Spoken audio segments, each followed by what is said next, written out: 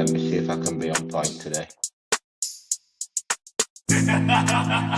You are now listening to Banter and Boxing.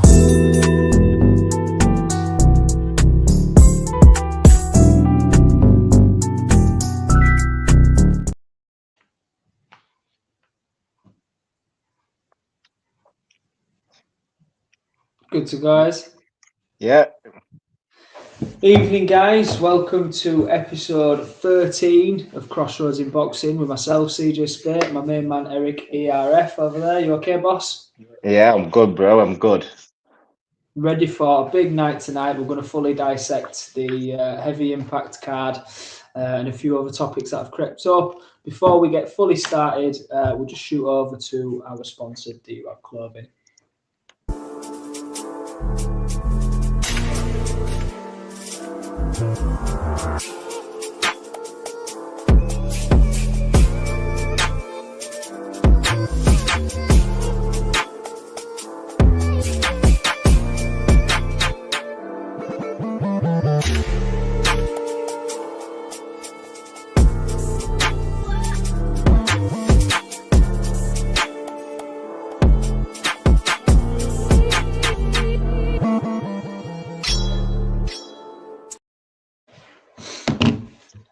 Hello. How are we doing, my man? Well, good. We're back. We're back for another one. Number 13. They say it's an unlucky number, but we're not taking it that way. Before we start, big up to Trey in the chat. All this is because of Trey and Trey. What Trey does, the confidence Trey has in myself and CJ doing this, we appreciate it. Big up to the Yorkshire brothers. Yeah, big up. How's things, CJ? I'm good, mate. I'm good. Thank you very much. Busy, very busy. It's been a bit of a stressful week, actually, mate. So I've been looking forward to this to sort of shoot the shit a bit, get talking, get down and dirty with some boxing gossip, mate. How are you? Are you okay? Yeah, I'm good. Just same old, really. Work, home, kids. You know, it's your life, really. But no, like you said, I enjoy doing this. I look forward to it once a week. Ra, good evening, Ra, as usual in the chat. But yeah, no, things aren't too bad. There's a lot going on in boxing at the moment. We've got tonight. We are going to be speaking on heavy impact, seeing as there seems to be a big impact on social media, really, with this press conference. It sort of went under the radar, really, with Dillian White pulling out, and you've got obviously Joe Joyce versus Ergovic. We've got Jamie TKV versus David Adelaide. We've got Delicious Ori, his pro debut. Jack Lafferty's back in action. Mark Chamberlain is back in action as well. So we have quite a lot to talk about, which Trey said. You are smashing it, Eric. Big up to you, CJ. Love the show and the energy. Now we appreciate it. We appreciate it. Thanks, brother. Well, we'll start. It's this card anyway. This is the card. Heavy impact. This Saturday. I want to just start with Delicious Ori. I don't know too much about him, but I've heard his name branched about a bit in the boxing sphere. People are expecting quite a lot from him. I don't know if you've seen him in the amateur circuit, box or whatnot, if you can give us an insight. I have had the pleasure of watching Delicious box twice, I think, all championship level. He's caused a big stir, or getting him to debut. I know a lot of people wanting his name, to put his pen to paper, should I say, get him signed up.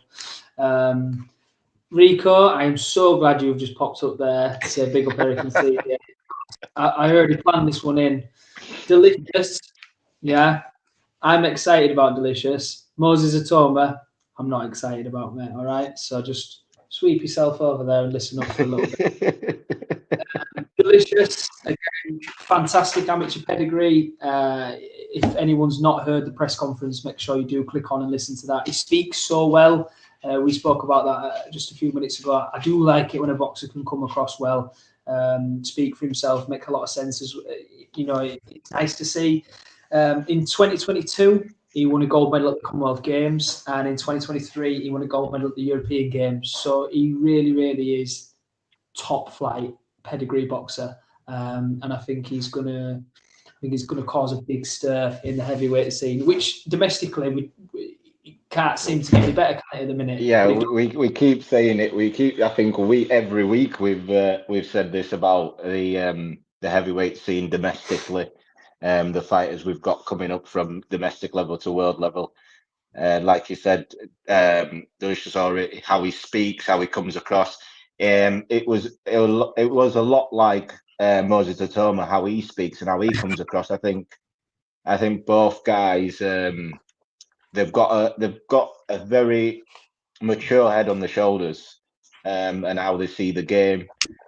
To be sat on that table with making your pro debut when you've grown up watching the likes of Joyce in the amateurs and David Adelaide and Jamie, and even Hergovich in the amateurs at Olympic level, to be sat on that table with them and being on a card with them on your pro debut is something quite good, and it's quite big as well. So it could be daunting for him.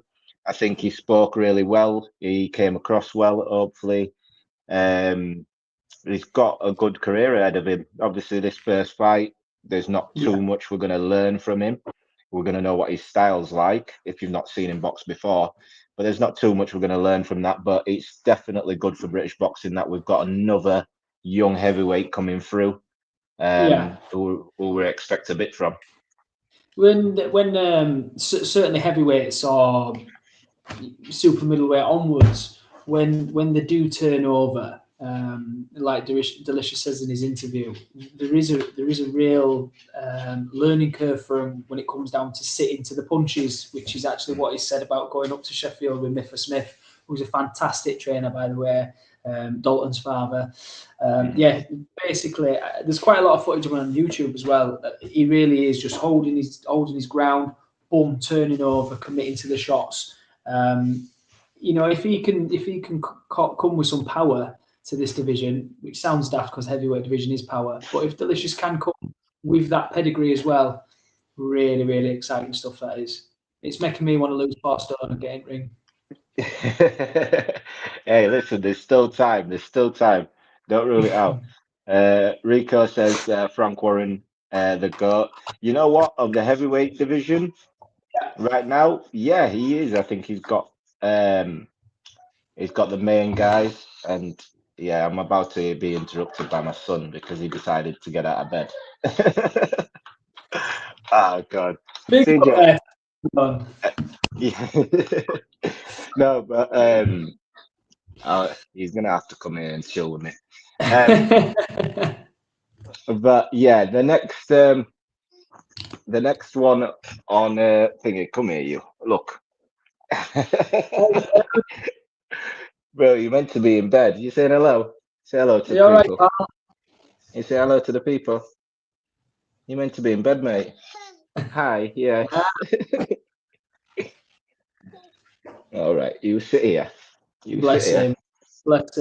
I would just say we'll say it to the audience. Me and Eric just chatting away, sort of forget to say stuff on air sometimes. I was in the away corner,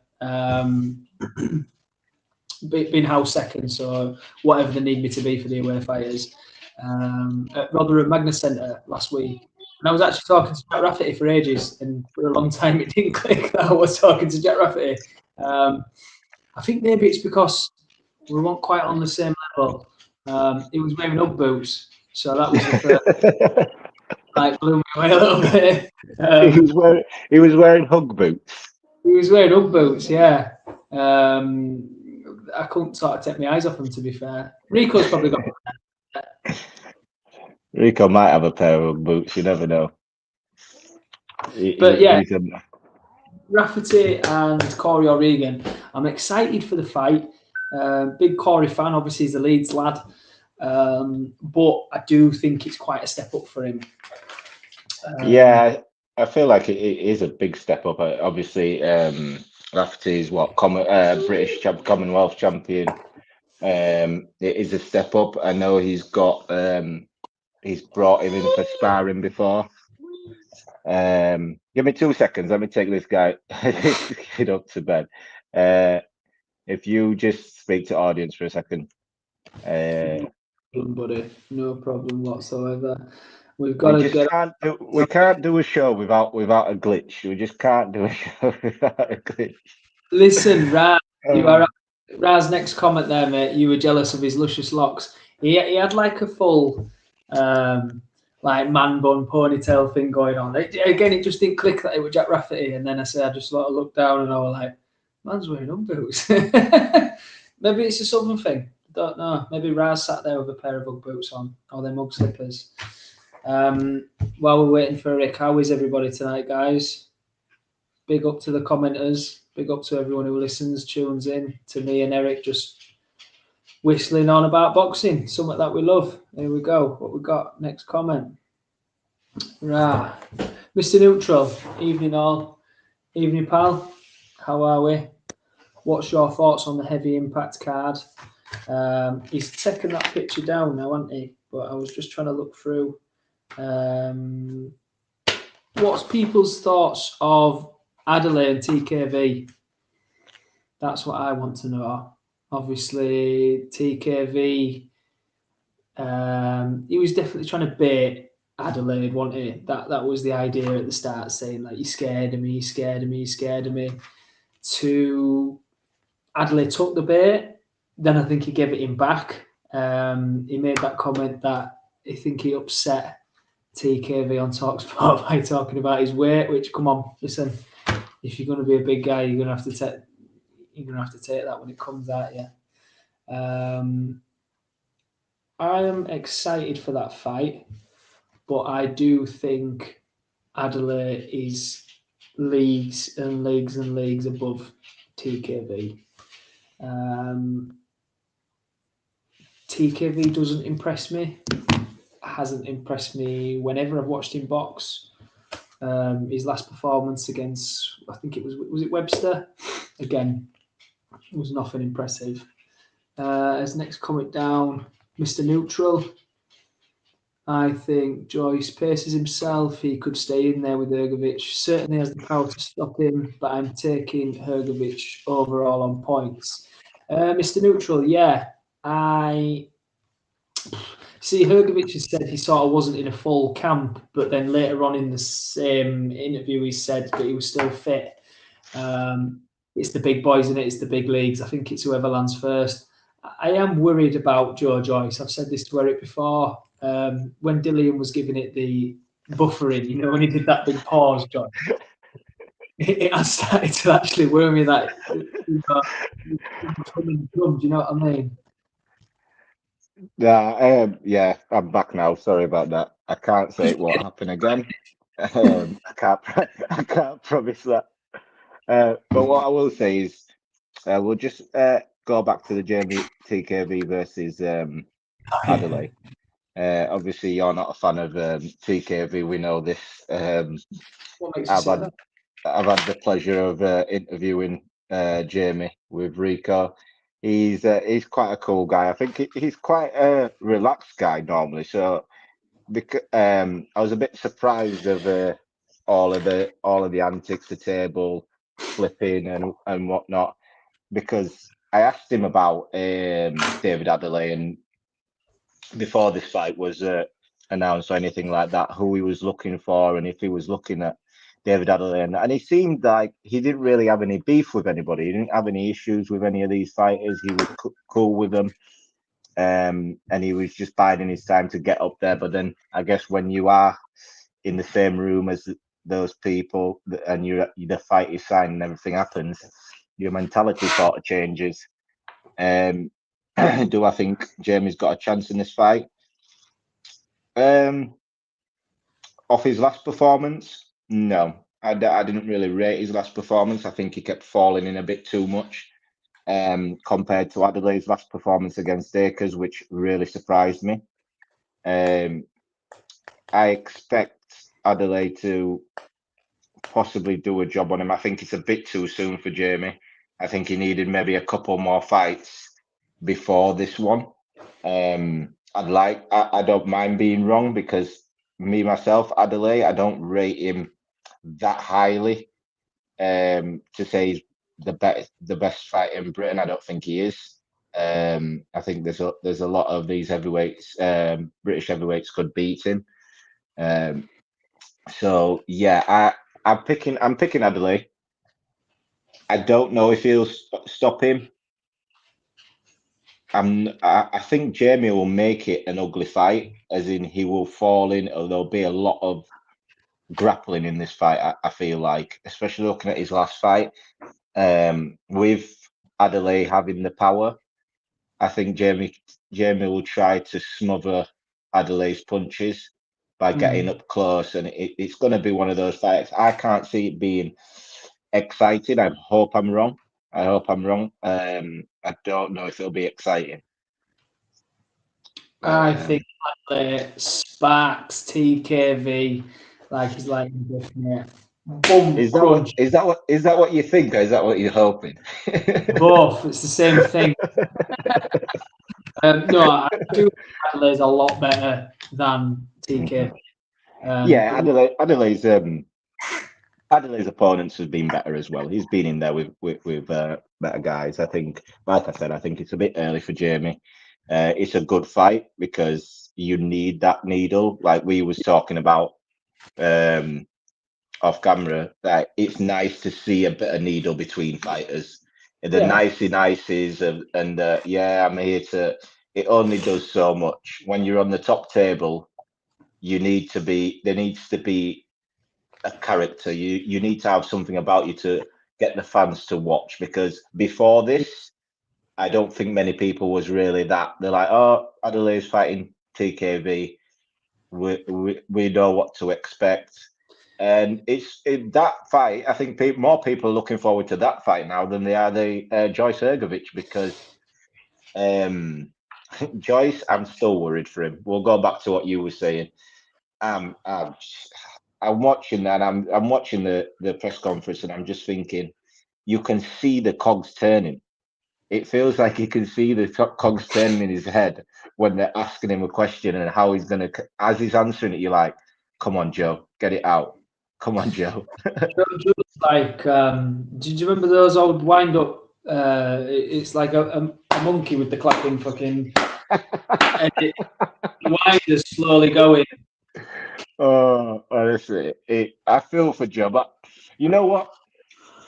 The Hergovic fight, I don't know I don't know what to expect from Hergovic, because the Daniel fight, there's two halves to that fight, where the first half of the fight, Hergovic looked like basically what it says on the tin. He looked sharp, very good straight shots. He was catching Daniel quite clean. He was having his way, and then he seemed to gas out, and he seemed to just, his heart seems to have broken in that fight, which is a strange one for me. He's never been an attractive fighter, has he, Ergovic? That's the thing. He was the boring style. I mean, he was one of the Klitschko's love childs when they backed him originally. He's had some shit performances in there as well. Was it Zhili Zhang? Was it that? Zhang, I thought he lost to Zhang. In all honesty, I still think he lost to Zhang in that fight. He got gifted a win in that. In my opinion, I think the Daniel fight, like I said, you can look at it in two halves. The first half of the fight, you could see the pedigree, you could see how good he is. The shot selection, the timing, it was all there, and it just, I don't know what happened, whether the fact Daniel was still in front of him, still going, whether that sort of deterred him, I'm not sure. But for me, I think he beats Joyce. I think he stops Joyce. Joyce's last 4 performances, for me, he doesn't impress me at all. You lose twice to Zhang, then you fight, who was it he fought from Cash Ali. Fought Cash Yes. Ali in an absolute stinker of a fight. Yeah. And then you lose to Dillian White. Not Dillian White, Derek Chisora, sorry. You lose to Derek Chisora. So those 4 performances, every single one of those performances was bad performances, even though he stopped Cash Ali in like the last second of the 10th round or whatever it was. The performance itself was awful. It was a shocking performance. He was just plodding forward, and Cash Ali was just on the back foot the whole fight, springing with one shot at a time now and again. And Joyce was still getting caught with an inactive Cash Ali who was barely throwing punches. See, the thing with Joyce, he started late, didn't he? He started late in the game. Trey, TKB to win. I got to support my fellow countryman, Mr. Neutral. God bless you, Trey. Listen, opinions are like arseholes, pal. We all have one. Not every one of them's nice. Preach. Yeah, sorry. Joyce came in late. He's methodical anyway, slow, boom, boom, big hook, boom, boom, big hook. His ability to take a punch was something that I think none of us had ever seen before. But now that's gone, and I do think dead and buried gone. It is now a worry. And on a serious note, as much as I have laughed at the buffering joke and stuff, Joe Joyce does look like he's mentally slowing down. When you're boxing blokes that can be 20 stone plus, it's very worrying that. Hopefully his camp, his team see everything and they're absolutely fine with everything. I hope to God it is, because no one would actually want to see, 5 years down the line that Joe Joyce is actually like a cabbage from taking monster punches all the time. So I would love to be proven wrong this weekend. I would love Joe Joyce to wind back the clock, smash Hrgovic and do one of them backflip things that he used to do, but I can't see. I think El Animal, the Croatian, smashes Joyce midway, 6-7, builds up a bit of steam, 4-5, does him in. And yes, Rico, I bet you wear Ugg boots while you're smoking your bifters. No, you're right. I agree with you on the outcome of the fight. I think Hrgovic stops him, and I believe Hrgovic does it in the first half of the fight. I don't know if it goes past 4, to be quite honest with you. The simple thing is, Joyce really struggled to cut the ring off against a Derek Chisora with no legs. I think he struggles to cut his dinner at this stage again, mate. You're disrespectful for that one. No, listen, sorry. You go ahead, mate. That was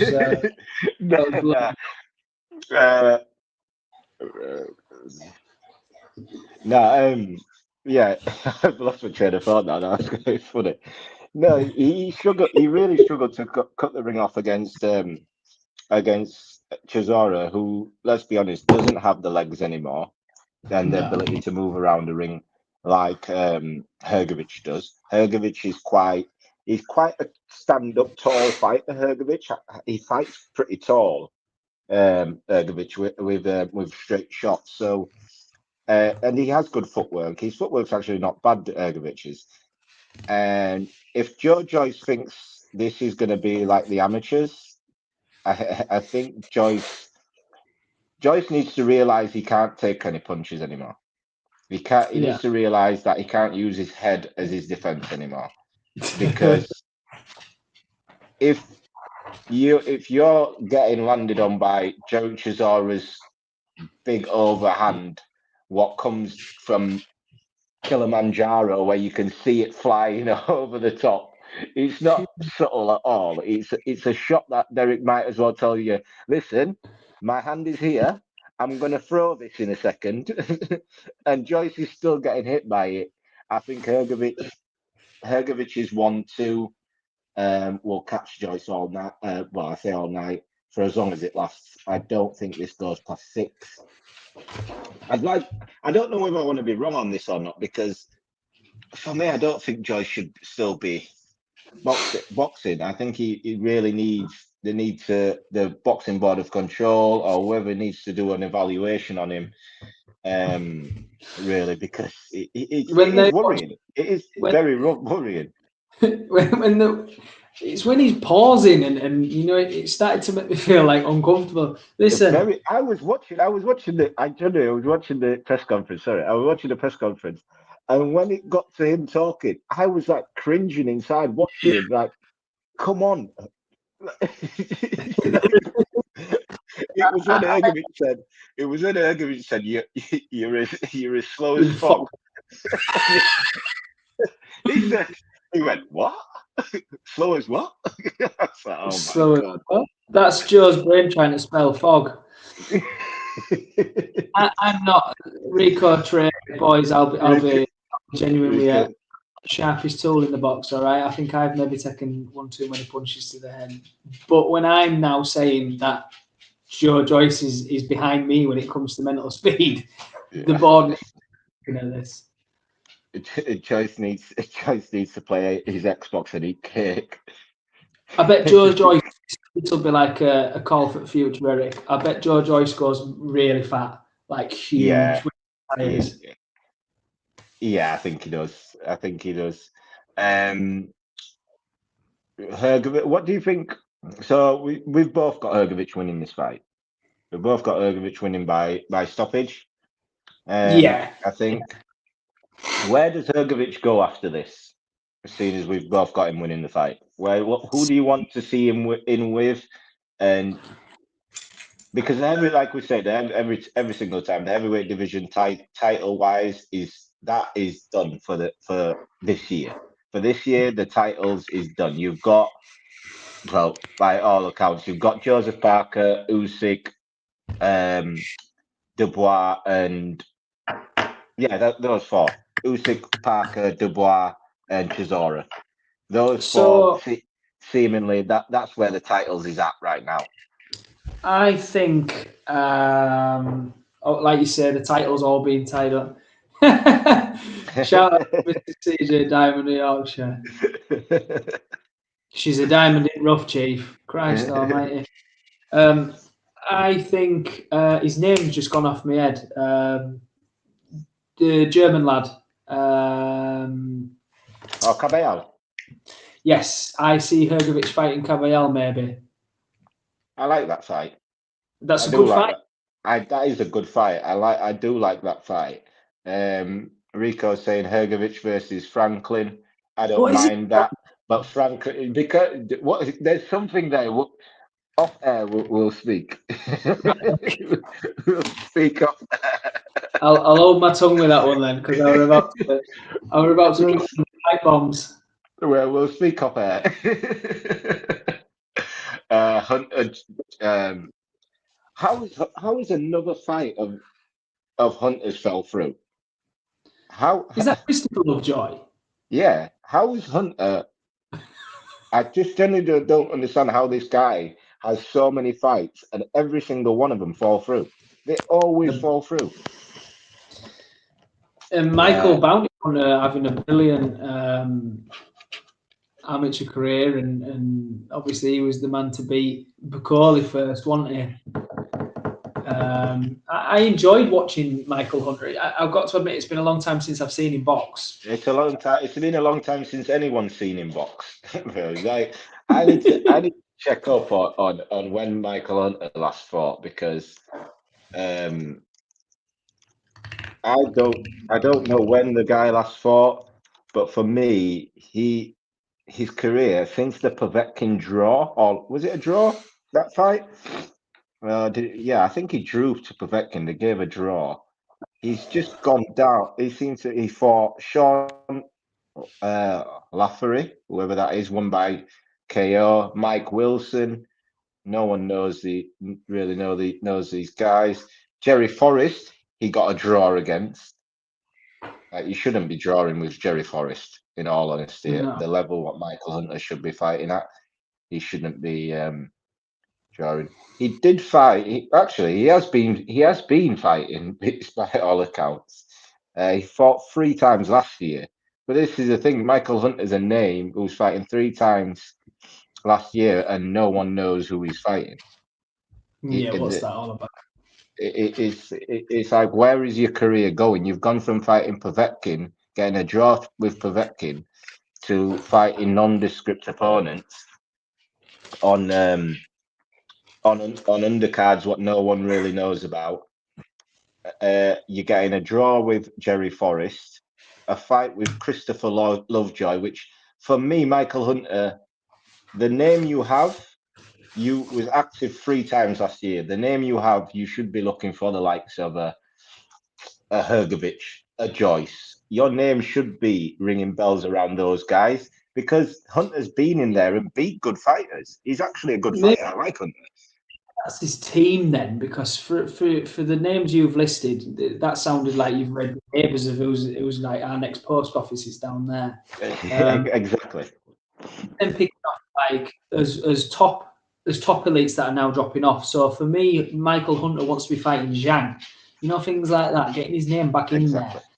I don't see how we can think of that, but other people can't. Well, the thing, yeah, go on. I was going to say Jerry Forrest. Yeah, I actually thought Jerry Forrest won that fight.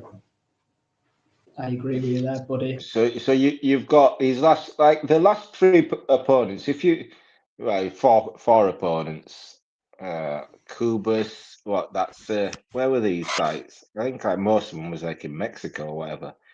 The Mexican fighters he's fighting, so I'm guessing he's gone to Mexico. Barring Cassius Chaney, who he fought and won a UD against. I didn't really like the Chris Lovejoy fight. I don't mind the Cassius Chaney fight. If you have a draw to Chris Lovejoy, which you say that you thought he lost, Rico thought he lost, the next 3 opponents, fair enough. If you feel like you need to rebuild and get it back, but you've done that in 2024. You spent the whole of 2024 rebuilding yourself. You had 3 fights. You've rebuilt yourself. 2025 is now time to get back into the mix. Fighting a Jerry Forrest isn't going to get you. Chris Lovejoy, isn't going to get you there. Like, it's not. Like, Lovejoy's the guy who refused to fight Dave Allen. The white right. You know what I mean? That for me, it's a bit strange that he's doing that. I'd like to see Michael Hunter in the mix because I generally think he's a good boxer. I thought he won the Povetkin fight. I thought he got robbed with a draw in that fight. So I'd like to see him. Hopefully he can get his management and stuff like that sorted so he can Rico saying Hunter's finished. I don't know if he's finished. I'd like to see it though. This is the thing. I want to know when a fight is really finished. We're going to see this with Joyce this weekend. If this could possibly be Joyce's last fight. I hope this is you know what I mean, I'd like to see when a fight is completely finished. I want going on to fighters being completely finished. We fought fighters were completely finished. Mr. Deontay Wilder. This is Rico, one of Rico's favorite heavyweights, by the way. Oh my God, really? This is one of Rico's favorite heavyweights. I'm gonna tweet him now. You're gonna tweet Hunter now, bro. But yeah, Deontay Wilder. He's coming back. He's back in a fight against Terrell Herden, who is 24-5. 25, 15 knockouts in that. Yep. He's a big man, 6'3", hailing from the state of Texas. Mostly unknown, but as we said earlier, Wilder is going to have to rebuild his career, and yeah, wouldn't want to see him jump straight. He got stopped by Richard Torres a few fights ago, but since then he's been back on winning track. He seems like he stepped up to Richard Torres. He wasn't up to the standard, and then went back down in competition. In all fairness, it looks like they threw him in with Richard Torres to me, because I'm looking down his his resume, and the guys he's been fighting has been basically the guy he fought before Richard Torres was 15-11. The guy before that was 4-12. Then they stuck him in with Richard Torres, who was 6-0, an Olympian. So it feels like they sort of chucked this kid in where he wasn't ready. His last fight, he did beat an unbeaten fighter. I don't know much about this unbeaten fighter, but he did beat him, split decision. So Wilder going in there with a guy who's clearly got a little bit of ambition himself. He's got some ambition himself. So yeah, I don't mind this for Wilder. I really don't mind this. I think if he concentrates like Hunter did last year, which I don't have an issue with fighters doing, spend a year rebuilding, get yourself familiar, back in there, back throwing the shots you're used to throwing. Just get out there without the pressure of the big lights and everything like that. The scrutiny you're gonna get from fans and whatnot. So I don't mind it. I think if Wilder can have this fight and maybe 2 more this year, then we can start talking about Wilder again. Maybe a Fabio Wardley fight. You know what I mean? Fast forward a few comments there. Yeah, where are we? Give us what we want. Wilder Ortiz 4. Is Ortiz still boxing? Listen, right? Ortiz lied on his boxing license date of birth. That man was nearly 60 in that ring. I'm telling you now. I bet he can't even walk now, Ortiz. I bet he's so fast. What makes you think Ortiz has been out of the ring for over a year now? Over a year. Last time he fought was January last year. January last year was the last time he fought. I enjoyed watching him. Did you though? Ortiz? Yeah. When he was the boogeyman. Yeah, well, this is the thing. I remember the conversations I had back then about Ortiz was. I remember when Eddie signed him. I think just after he beat Brian Jennings. I think he'd beaten Brian Jennings. Go. I can hear. CJ's left me. I think he's getting payback now. But yeah, like I'll just say, he'd beaten Brian Jennings, and that's all he needed to do to be called a boogeyman, really, because I remember after beating him, and that was when was that? 2017. 17, sorry, yeah. 17. Yeah, about 2017, around that time anyway. And then Eddie signed him, and I remember him going in there with Dave Allen, and that fight, like Dave Allen was just going around the ring. Ortiz couldn't cut the ring off. It was just an awful fight. Then the fight after that, I believe he fought Malik Scott, or it might have been the other way around. I can't remember which way around it was. But he fought Malik Scott, and Malik Scott was running around the ring. He couldn't cut the ring off then. And I remember Joe Joyce, them talking about Joe Joyce versus Ortiz in Joe Joyce's third fight. I think it was some third or fourth fight. I think they was talking about him versus Ortiz.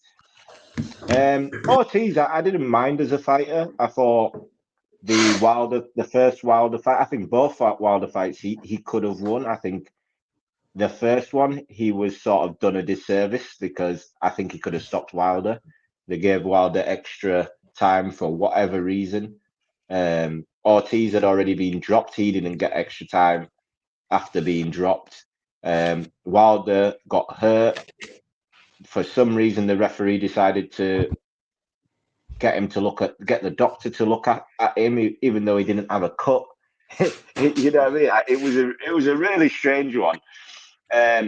So I thought Ortiz would win the rematch, and he was doing that until he stood still for 5 seconds, and the right hand detonated on him. And Ortiz, being 67 years old, it's going to take a lot. It's not going to take too much to put him away, and I still think that count was quick from the referee, that Ortiz one, because I thought Ortiz was up on his feet and then the referee waved it off. But Ortiz, for me, I never want to see Ortiz and Wilder in the same ring again, ever.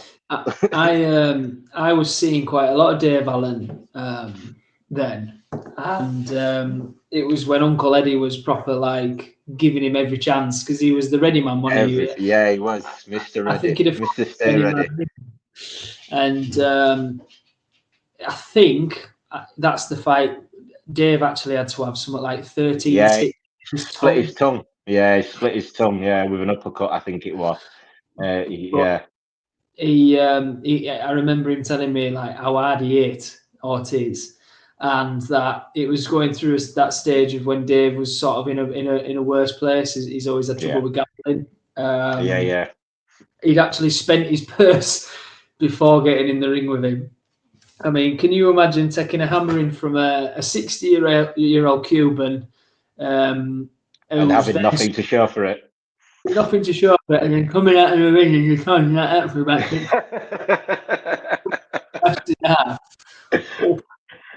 I'm glad. You know what? I'm happy for Dave. I'm happy Dave has sorted himself out. He's got a kid now, missus now, and stuff like that.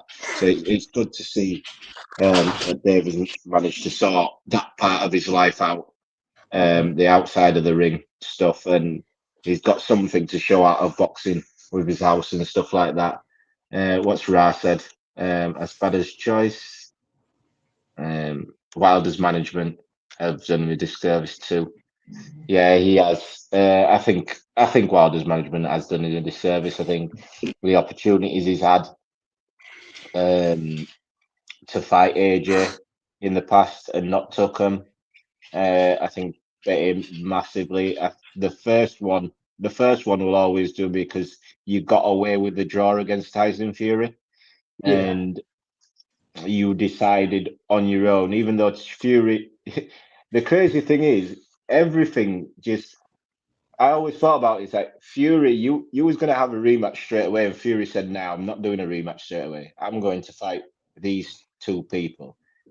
That after Fury fought two other people, you still decided to give him a rematch, which is crazy to me. You got away from that draw. Like, take your draw and go do your undisputed. You know what I mean?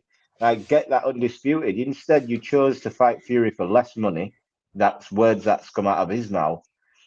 And you end up doing a trilogy with someone who ended up, by everybody else's account, ruined his career. That trilogy did Wilder in. Everybody's saying he would never be. He's never the same again, or will never be the same again after that trilogy. Was the second fight as the one where he said his outfit was too heavy when he was coming to the ring, or was that the third? Bro, there's been that many. I don't even know. I think one of them was the egg weight, right? I don't know which one was the egg weight. There was the egg weight. There was the costume was too heavy. There was his trainer spiked his water. The referee, he did everything. But in all honesty, I think Wilder, if Wilder can spend 2025, with 3 tune-ups, AJ did it when he fought Hellenius, when he fought Franklin, fighting Wallin.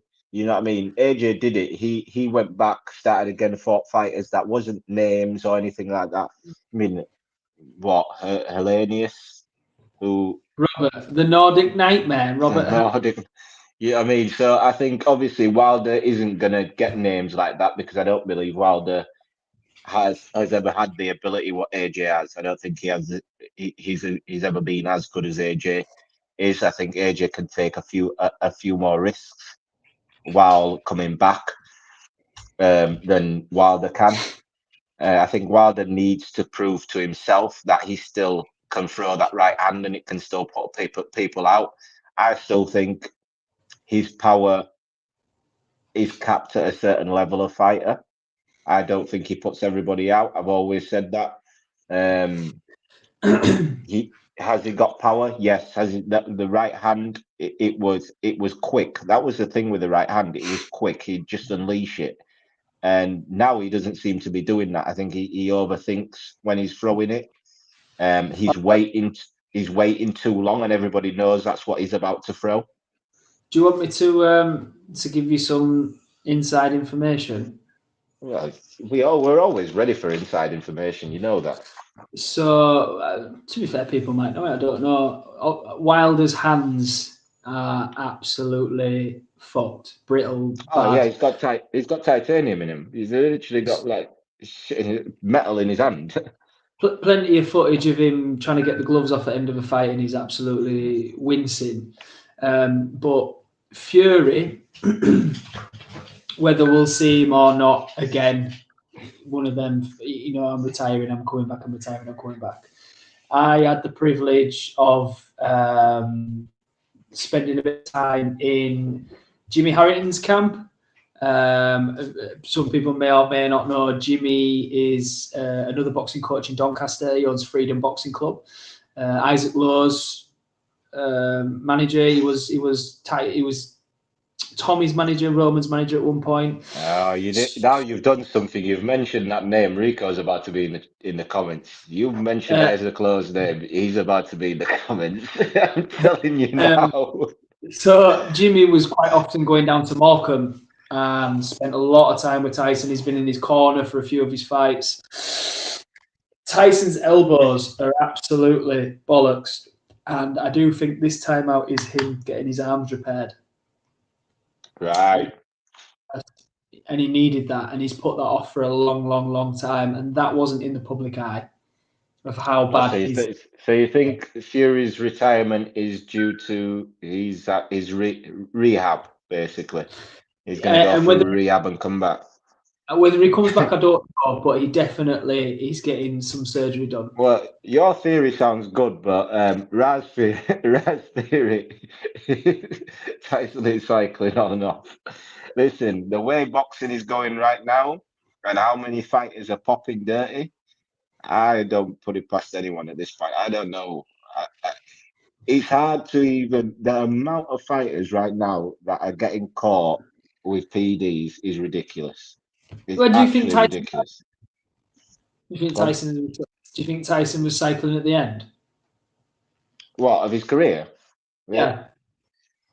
No, I don't think Tyson was cycling. I think the ball meat situation back then. Yeah. Now I don't think so. I think no. I don't think Tyson was cycling. I think early on in his career there was definitely something dodgy going on. His haircut. But yeah, I don't. I'm not going to put it out there that I think Tyson was juicing. No, I don't think so. What's Raz says? Well, you finish what Raz says, and then I'm going to pick something up.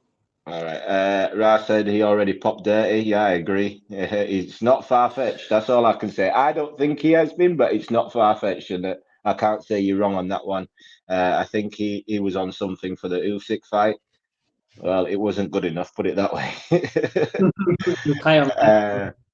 Lost a lot of weight in between the Ngannou and the Usyk fights.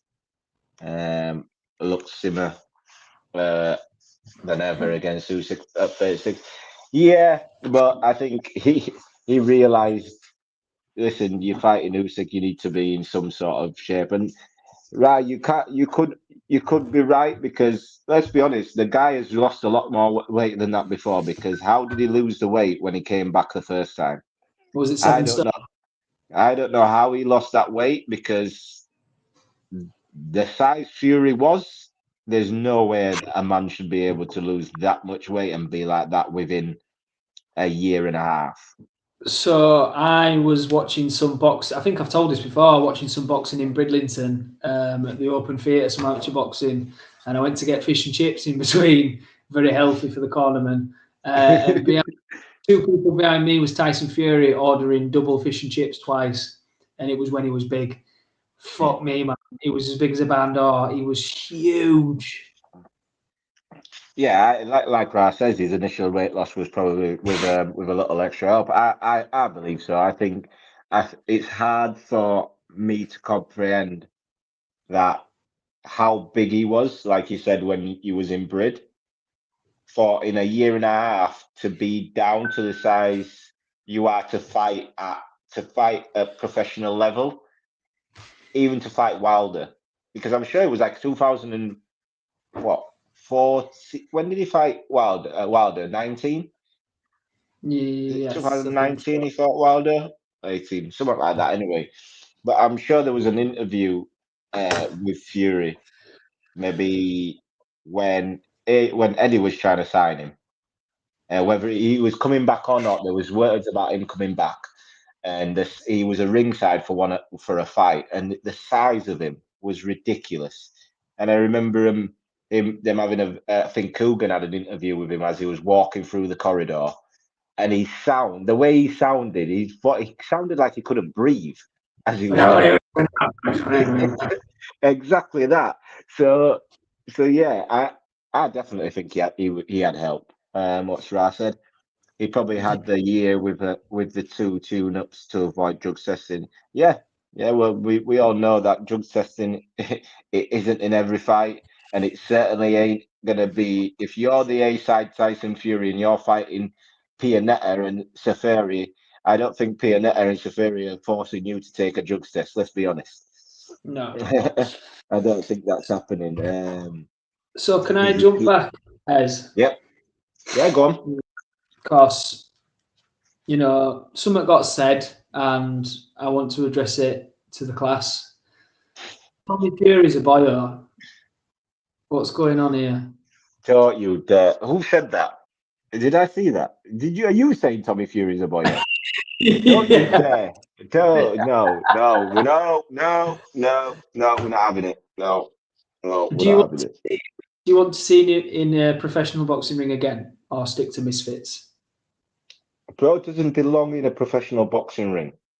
He's shown no desire to be a professional boxer. What? The only time he showed desire to be a professional boxer was the minute he came out of that Love Island thing. He came out of Love Island and he had a fight announced literally straight away because obviously the hype around it. After that, the kid has not shown that he wants to be a professional fighter. Stay on Misfits, stay on that side and earn your money. I have no gripe with anybody earning the money, but you going and fighting professionals, and for Tommy Fury, it's too late for Tommy Fury to build because as what is he fighting at? Cruiserweight? Yeah. Well, you need to have a chamomile tea and calm yourself down right now. No. Don't mention Tommy Fury and professional boxing. I'm glad my missus in bed because Love Island keep ringing me to come on this next season. I've said I'm too busy with this podcast, but yeah, you do right. What Ra says, I want to see him in a pro ring get KO'd to the end. The mess about John Fury's nutsack quality. He came out of my nutsack. Yeah, well, to be honest with you, Tommy Fury needs to just stay on the Misfits side. I think he's beat Jake Paul. You've beat KSI. Like there, you can get some sort of respect. I think you turn over for his sake. He turns to pro boxing. He's not going to do anything in a cruiserweight division. You've got Jairo. The cruiserweights we've got in Britain, he's not beating. He ain't beating any of the cruiserweights in Britain. So you need to put respect on Mr. Fury's name, brother. He's not beat. Is he cruiserweight or is he a light heavyweight? I forgot. I don't know what weight he's fighting at. He has got light heavyweight, but he has boxed at cruiserweight. I think he's a light heavyweight. Yeah, Tommy Fury, you're a light heavyweight. Stay at Misfits, please, because I just saw two of Britain's best light heavyweights fight not so long ago, and you ain't getting anywhere near them. Put it that way. You ain't getting anywhere near them. You ain't. I'd love to get involved with that Misfits boxing. I would absolutely love that. Whether it's competing or in corner, the money coming out of that shit is unbelievable. I watched Claire was doing ironing, right? And I had boxing on. And it was that guy from, is it Bad Boy Chiller Crew? Yeah. yeah. It was the fucking fight I've ever seen in my life. Well, have you not seen Wakey Wines and Mo Dean are about to fight? Wakey Wines, how is he going to throw? He can't throw up. Bro. Abdul, help me, brother. I tell you what, CJ, when this podcast hits off, we'll start posting and tagging KSI and stuff, because I think we can get you in there. I think we can get you in as an influencer. I would hit Wakey Wines that hard. He'd been non-alcoholic. No training. Listen, Ra, thank you. Call out Wakey Wines. Yeah. Ra, yeah. I've got bigger tits than our lass. I'm not in shape anymore. No He's training. lying. This guy is a personal trainer. He's saying all of this, yeah. And then you'll see him in the ring, and you'll be like, "Nah, you're capping for real." I'll rearrange Wakey Wine's face as long as iBoxingHub backs me. Rico, get your hand in your pocket, son. Sponsor me. Right, we're about at the end of this one this week. I will plug. Rico is going live on Twitter Spaces tonight with Rack, I think it is. He's doing his last Twitter Space, so he keeps saying this is his last one. He's done 3 since he said it's his last one. So I think if everyone wants to head over to Twitter, get on the space. What's that said? Right, I'm trying to do my monologue at the end, and you still. I actually passed through Wakefield once. That's when I realised that people in this country who had never been outside of their own postcodes. Yeah, I don't know where it gets this from. Where are you from? Send me location. Send me location. I want to know exactly where you're from, because me and Eric we are men of the world. We don't stay in Yorkshire all the time. Yeah, no, we don't stay in Yorkshire all the time. We nip in to London now and again for 5 minutes. Never again. North London. No. Ra's from North London. There you go. Ra will invite you to London again. You'll have a better experience. North London's posh, though, isn't it? I don't know. London is London to me.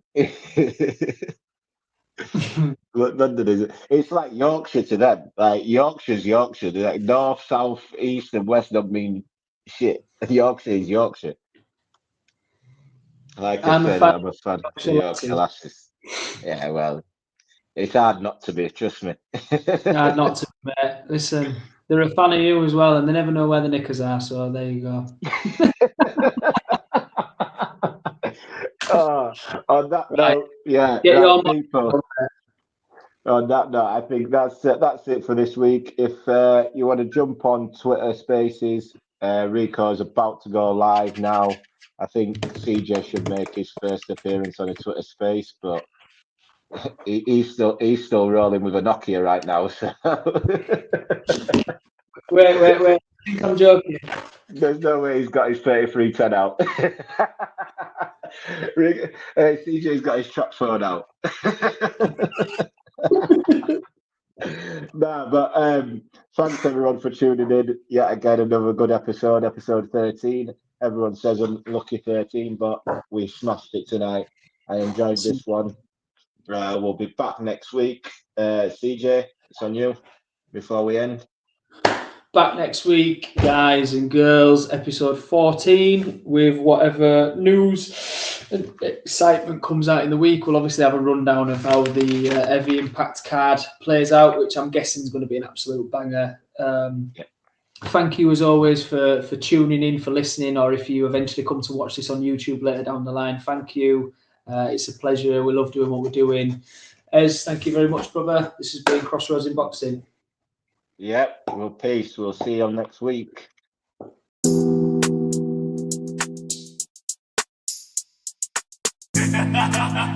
You are now listening to Banter and Boxing.